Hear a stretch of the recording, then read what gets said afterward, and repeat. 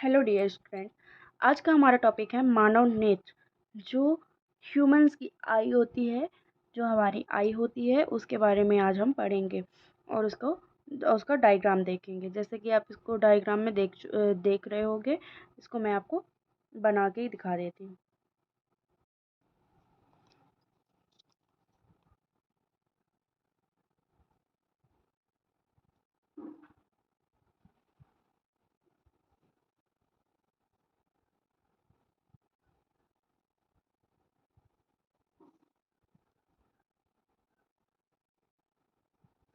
मैं इसकी पीडीएफ आपको मतलब लास्ट में पीडीएफ फॉर्म में एक पिक्चर इस वीडियो के अंत में आपको देखने को मिलेगी इसकी। तो उसका आप स्क्रीनशॉट ले लीजिएगा, जिससे कि आपको हेल्पफुल रहेगा डायग्राम को बनाने में। ठीक है, ये देखो हमारी आई बॉल होती है जो बाहर की होती है। इसके अंदर ऐसे फ्लूइड भरा हुआ होता है। ऐसे गत्ते के समान संरचना पाई जाती है। इसको क्या बोलते हैं हम? प्यूपल बोलते हैं इसको। ठीक है, ये हो गया अपना।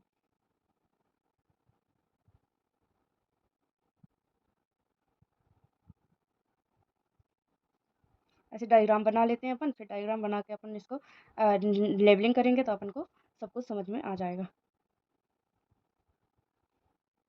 जैसे मैं डायग्राम बना रही हूँ ऐसे ही आपको बना लेना है।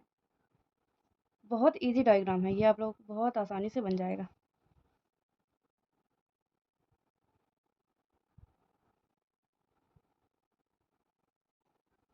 इसको क्या करना है, डार्क कर देना है।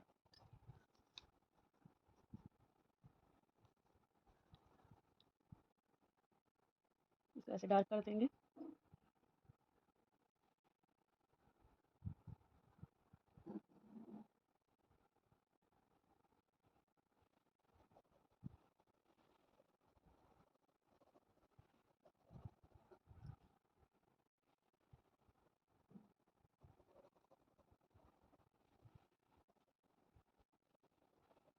इसके अंदर ऐसे फ्लूइड भरा हुआ होता है।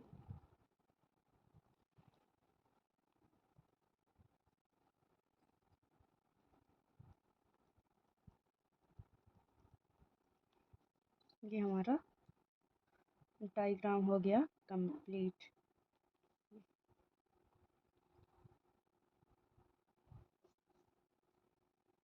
ठीक है, ये हमारा हो गया डायग्राम। अब इसकी करेंगे हम लेबलिंग, मतलब इसका नामांकन करेंगे। ठीक है, तो ये जो बॉल होती है, ये जो ऊपर का पार्ट होता है ये थोड़ा डार्क, मतलब कि थोड़ा मोटा होता है ना, थोड़ा बोल्ड होता है। इसको क्या बोलते हैं?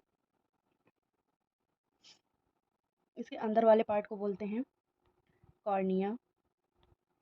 ठीक है, मैं बोलते जा रही हूँ, जो भी आपको डायग्राम नहीं समझ में आएगा तो प्लीज़ जो मैं बोलूँगी वही लिख लेना। ठीक है, कंजक्टाइवा, कंजक्टाइवा।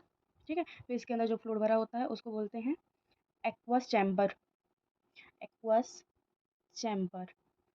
ठीक है, इसके इधर पास दो ऐसे ग्लैंड टाइप की पाई जाती है, इधर भी। इसको हम बोलते हैं, क्या बोलते हैं, मिवोमियम gland.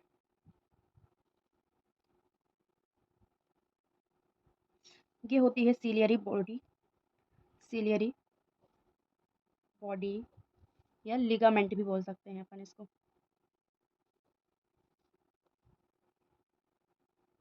Blind blind spot,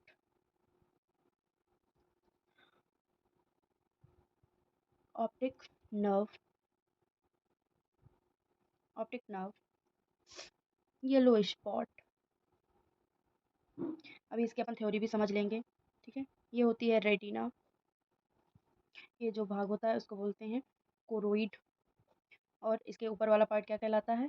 sclerotic, sclerotic, sclerotic. ये जो फ्लूइड भरा होता है उसको बोलते हैं विट्रियस चैम्बर, चैम्बर। और विट्रियस चैम्बर में जो फ्लूइड भरा होता है उसको बोलते हैं विट्रियस ह्यूम, ह्यूमरस।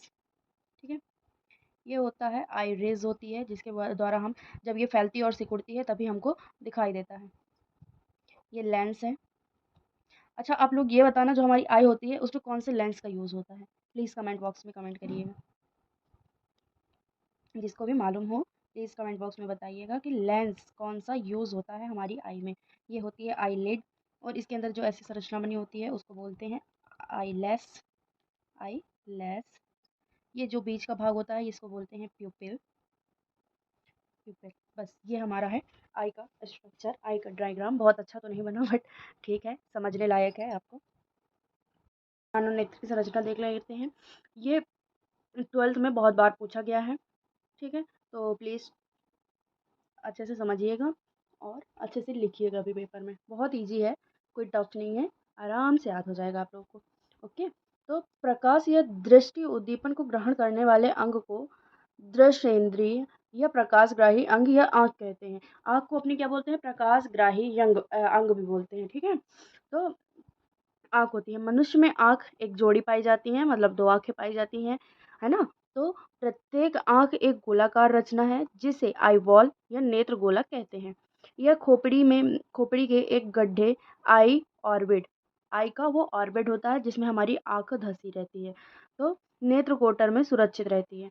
प्रत्येक आँख के बाहरी भाग पर ऊपर एवं नीचे की ओर एक-एक पेशीय व गतिशील पलक यानी कि आईलिड पाई जाती है, जो त्वचा के दोहरे आवरण से बनी होती है। दोनों पलकों के सिरों पर पंक्तिबद्ध रोम या बरोनिया आईलैश पाई जाती हैं, जो आँखों को बंद करके सुरक्षा प्रदान करती हैं। ऐसा देखा होगा ना, जब या तो ज़्यादा तेज़ धूप होती है तो हमारी आँखें अपने आप बंद हो जाती हैं, या फिर धुएँ में जाओ तो हमारी आँखें अपने आप बंद हो जाती हैं। धूल के कारण हमारी आँखें, मतलब कि हमारी एक तरह से जो हमारी आईलिड होती है वो क्या करती है, आईलैश जो होती है, जो हमारे रोमे होते हैं उसके अंदर उसके ऊपर तो वो क्या करते हैं, हमारी आँखों को सुरक्षित करते हैं, ठीक है? आँखों को सुरक्षा प्रदान करते हैं।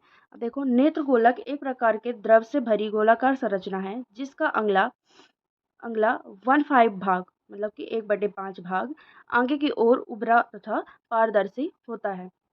इस भाग को पारदर्शी होता है, इस भाग को कॉर्निया कहते हैं। शेष भाग अपारदर्शी होता है। कॉर्निया के ऊपर एक पतली पारदर्शक झिल्ली का आवरण चढ़ा होता है जिसे कंजक्टाइवा कहते हैं। ओके। कॉर्निया को छोड़कर नेत्रगोलक की दीवार 3 परतों से बनी होती है, जो निम्न है: स्क्लेरोटिक, कोरोइड और रेटिना। 3 पार्टों से मिलकर बनी होती है, 3 परतों से मिलकर बनी होती है। तो स्क्लेरोटिक, ये आई बॉल की सबसे बाहरी दृढ़ तथा संयोजी ऊतक की बनी स्तर है। इसी का भाग उभर कर पारदर्शी होकर कॉर्निया का निर्माण करता है। यह नेत्र गोलक को एक आकृति देकर इसकी रक्षा करता है। तथा कोरोइड, कोरोइड क्या होता है? यह नेत्र की दूसरी परत है जिसका अगला भाग उभर कर कॉर्निया की आंतरिक परत बनाता है। यह परत संयोजी ऊतक की बनी होती है जिसमें कैपिलरी का जाल बिखरा हुआ होता है। इसके वर्णक जो होते हैं वो कोशिकाएं बिखरी इसके वर्णक कोशिकाएं बिखरी रहती हैं। इसकी वर्णक जो होती है वो कोशिकाएं बिखरी हुई होती हैं, जिसकी वजह से मनुष्य की आंखों का रंग काला, नीला या भूरा हो सकता है। कोरोइड के अंदर सिलियरी बॉडी द्वारा एक ओवल शेप संरचना लटकी रहती है जिसे लेंस कहते हैं। लेंस के मध्य में एक के समान संरचना पाई जाती है जिसे आइरिस कहते हैं। आइरिस के मध्य में एक छिद्र पाया जाता है जिसे जिसे तार या प्यूपिल कहते हैं। तारे या प्यूपिल कहते हैं। तारे को बड़ा या छोटा करने के लिए आइरिस में आर्य प्रसारी तथा वर्तुल इन्फिंटर श्रेणियाँ पाई जाती हैं, जो प्यूपिल के संकुचन या में सहायता करती हैं। ये पेशियाँ क्या करती हैं? एएनएस द्वारा नियंत्रित होती हैं। कार्निया के आगे के छोटे चैम्बर को एक्सेस चैम्बर या पीछे के चैम्बर को विट्रियस चैम्बर कहते हैं। इक्वस चैम्बर में भरे हुए द्रव को इक्वस ह्यूमरस तथा विट्रियस चैम्बर में भरे हुए द्रव को क्या बोलते हैं? विट्रियस ह्यूमरस बोलते हैं। ह्यूमरस भरा रहता है। ये आगे को नम बनाए रखता है, जो आँखों को नम बनाए रखता है। फिर थर्ड पार्ट क्या है? रेटिना। रेटिना आँख की तीसरी परत रेटिना कहलाती है, जो एक संवेदी परत है और केवल सिलियरी बॉडी तक पाई जाती है। यह 2 स्तरों की बनी होती है: पिगमेंटिक लेयर और सेंसरी लेयर। पिगमेंटिक लेयर क्या होती है? यह बाहरी एक कोशिका कोशिकीय मोटी कोरोइड लेयर से सटा हुआ स्तर होता है जो घनाकार कोशिकाओं की बनी होती है। इसमें भूरे रंग का मेलानिन वर्णक पाया जाता है जो आँखों का रंग प्रदान करता है। मेलानिन वर्णक के कारण आँखों का रंग होता है, मतलब आँखों का काला रंग है, भूरा रंग है, नीला रंग है, वो किसके कारण होता है? मेलानिन वर्णक के कारण होता है। ये आपको याद रखना पड़ेगा मेलानिन वर्णक। ये कभी-कभी कॉम्पिटिटिव क्वेश्चन में भी आ जाता है, वन लाइनर क्वेश्चन में भी आ जाता है। सेंसरी लेयर, यह रेटिना की भीतरी स्तर होती है जो संवेदी कोशिकाओं की बनी होती है तथा अन्य 3 स्तरें इनमें पाई जाती हैं। शंकु और सलाक लेयर एंड द्विध्रुव स्तर और गैंग्लियोनिक लेयर। तो सेंसरी लेयर यह रेटिना की भीतरी स्तर है जो संवेदी कोशिकाओं की बनी होती है तथा अन्य 3 स्तरें इसमें पाई जाती हैं। शंकु और सलाक लेयर, इस लेयर में शंकु और सलाक कोशिकाएं पाई जाती हैं जो व्यक्ति को कम या तीव्र प्रकाश में देखने के लिए अनुकूलित करती हैं। और द्विध्रुव स्तर, यह द्विध्रुवीय तंत्रिकाएं कोशिकाओं की बनी होती हैं। गैंग्लियोनिक लेयर, यह भी द्विध्रुवीय तंत्रिका कोशिकाओं की बनी होती हैं जिनके एक्सॉन मिलकर ऑप्टिक नर्व का निर्माण करते हैं। हमने अभी डायग्राम में क्या देखा था? येलो स्पॉट और ब्लाइंड स्पॉट। तो येलो स्पॉट क्या होता है? यहाँ पर बना हुआ प्रतिबिंब सबसे स्पष्ट दिखाई देता है येलो स्पॉट में। ठीक है, यह रेटिना के पश्च में पाया जाने वाला पीले रंग का विशेष स्थान है जिसे येलो स्पॉट कहते हैं। येलो स्पॉट के मध्य में एक गड्ढा पाया जाता है जिसे कोविया येलो स्पॉट कहते हैं। इसमें केवल शंकु सेल पाई जाती हैं और शंकु सेल पाई जाती हैं। यह यहाँ पर क्या होता है? प्रतिबिंब हमेशा स्पष्ट दिखाई देता है। फिर सेकंड क्या है? Blind spot. तो ब्लाइंड स्पॉट है आँख के पश्च भाग में ऑप्टिक नर्व के ऊपर एक विशेष स्थान पाया जाता है जिसे ब्लाइंड स्पॉट या अंधा बिंदु। जब कभी क्या होता है? प्रतिबिंब इस स्थान पर बनता है तो व्यक्ति को कुछ भी दिखाई नहीं देता। जब ब्लाइंड स्पॉट में कोई भी प्रतिबिंब बनता है तो व्यक्ति को कुछ दिखाई नहीं देता है, अंततः व्यक्ति अंधा हो जाता है। ठीक है, और इसका एक फैक्ट, मेबोमियम ग्लैंड। ठीक है, मेबोमियम ग्लैंड क्या होती है? आंखों के कणों पर पाई जाने वाली ग्रंथियां मेबोमियम ग्लैंड कहलाती हैं। इसका सीक्रेशन मोम के समान होता है जो आंखों को नम बनाए रखती हैं। इन्हीं के